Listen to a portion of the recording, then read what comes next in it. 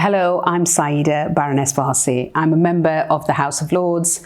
I'm also a lawyer, a campaigner, a businesswoman, and was the first Muslim to serve in the British Cabinet.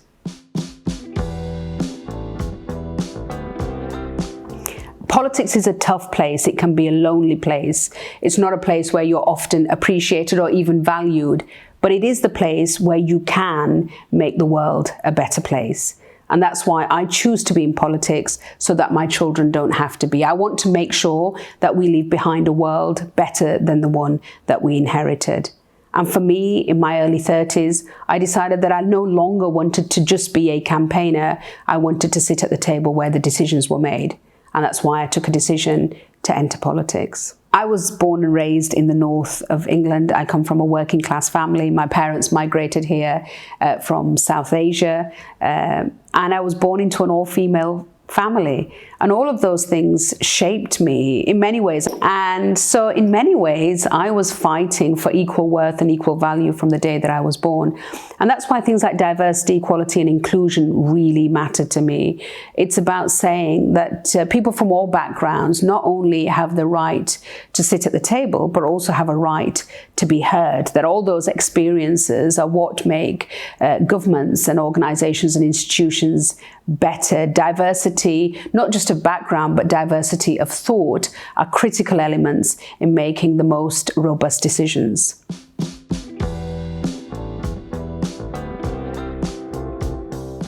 My life could have turned out so differently. And I therefore think it's a responsibility to use every platform that I have, every privilege that I have, to try and make a difference. And whether that was as a human rights lawyer, whether that was as a Minister for Human Rights when I served in government, and whether that's in relation to the campaigns that I continue to be a part of. In politics, that means authentic leadership, brave leadership, challenging leadership. It's about saying what we believe and then doing what we say. These are really simple tests that you can use to have a much more ethical, authentic leadership.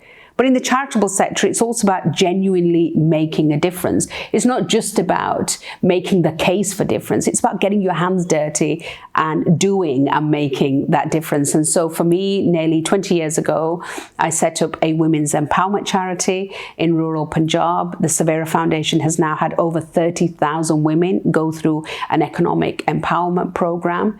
And what motivates me, what drives me, is that it could so easily have been me as a woman in those villages wanting assistance in the way that this centre now provides. You know, my kids often say to me, money doesn't buy you happiness. And I say, yes, but it buys you choices. Financial independence for women is the single biggest thing that will allow them to make choices in their life, choices about their education, choices about who they choose to marry, choices about how they choose and when they choose to have a family, choices about how they spend their money. All of these choices are fundamentally important. What choices women make is up to them. But what we need to do is make sure we give them the space and the tools to be strong enough to make those choices. Making sure you use the broadest amount of talent to make the best possible decisions. And whether that's in government or in business, it's not about ticking a box. It's not about saying we have so many people from these backgrounds that all sit around the table. It's about making sure that difference is not just sat at the table, but it has a voice and it's heard. So these are completely different elements of diversity and inclusion.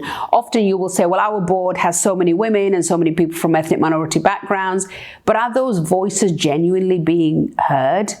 And are those voices genuinely being allowed to be an authentic version of themselves? Often diversity and inclusion means people who look different but actually all think the same.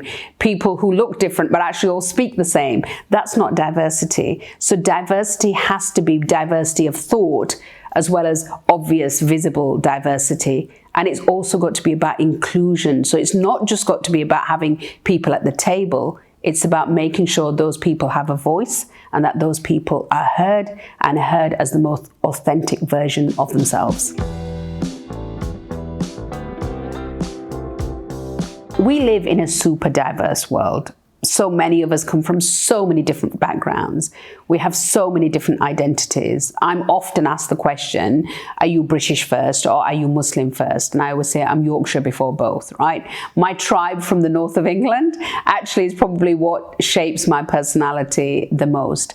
But at a time of super diversity and hyper diversity, where we all come from different religious backgrounds, I think we have to find two things. One, those things that we have in common, and there are so many things we all have as common. In the end, most religions are teaching us to be better human beings. So there are always values of humanity that we can agree on.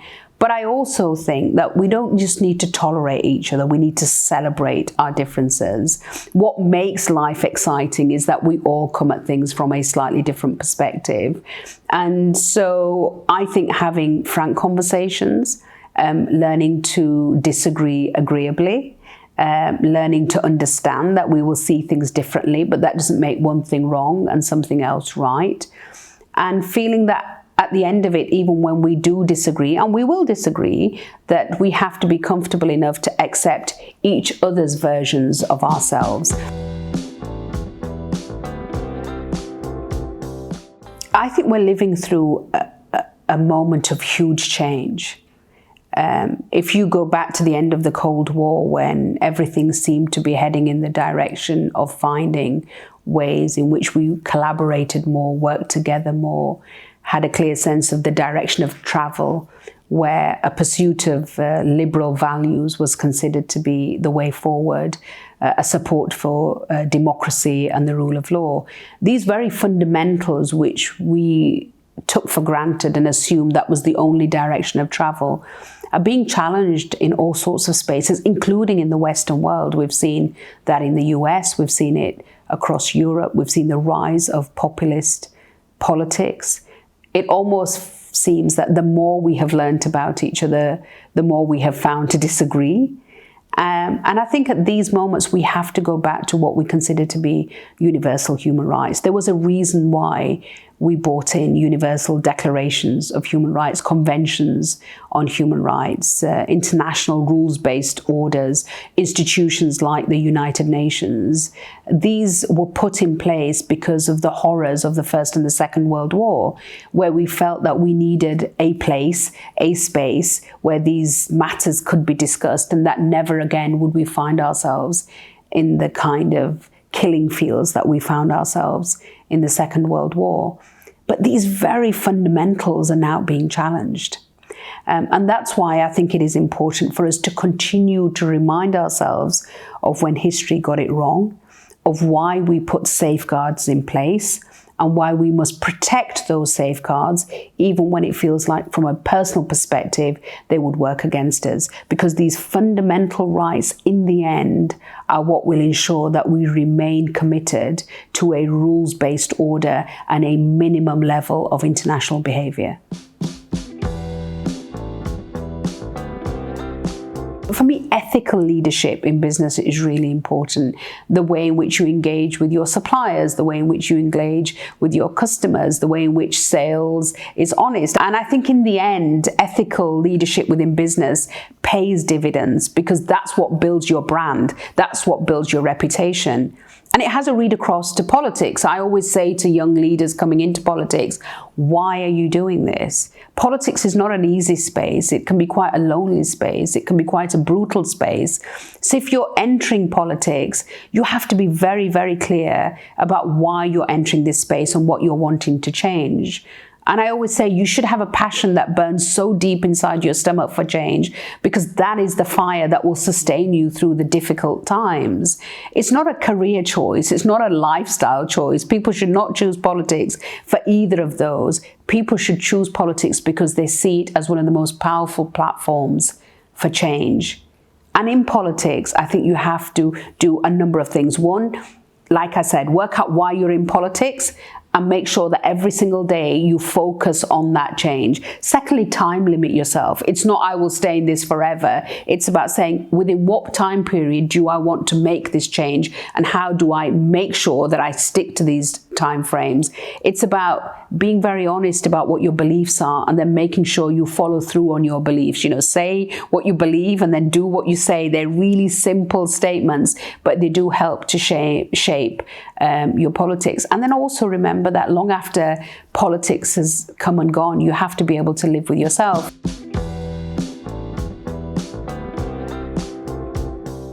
One of the biggest issues that we have in the UK, especially post-Brexit, is that we used to run a just-in-time supply chain process, which basically meant that everything worked literally to within days of a manufacturing process.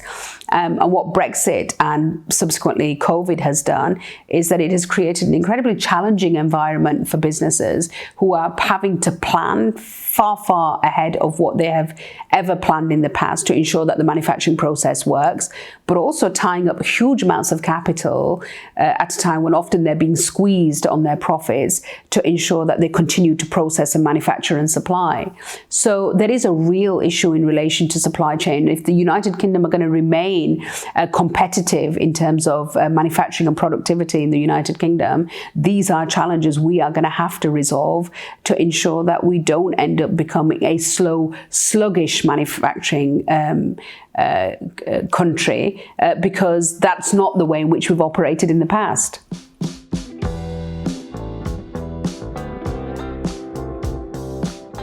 I'm now post-50, I'm post-menopausal, and it liberates you to really live out the best version of yourself. I don't feel that I need to prove myself anymore. I think there is a newfound confidence at this stage in my life, and I'm now living out my 5th career.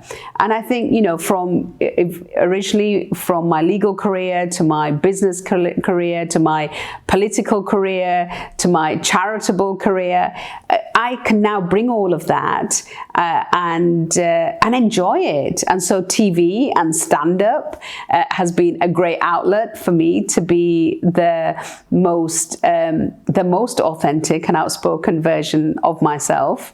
But I think, again, TV and even stand-up is another platform for change. I've seen every aspect of every career that I have done as simply being a platform. And my purpose of making the world better, of trying to bring about change, to create understanding, that purpose has flowed through my legal career, my political career, my business career, my charitable work, and now TV and stand-up. Humor is really important for me as a woman and as a woman of colour. Often the harshest of statements can be made using humour. Often the kind of thing that would be seen as a difficult statement from a difficult woman can be landed so much better when you introduce humour into it. And at a time when politics can seem like a crazy world, humour is the way to try and bring some sort of understanding and sanity to sometimes quite mad political debates.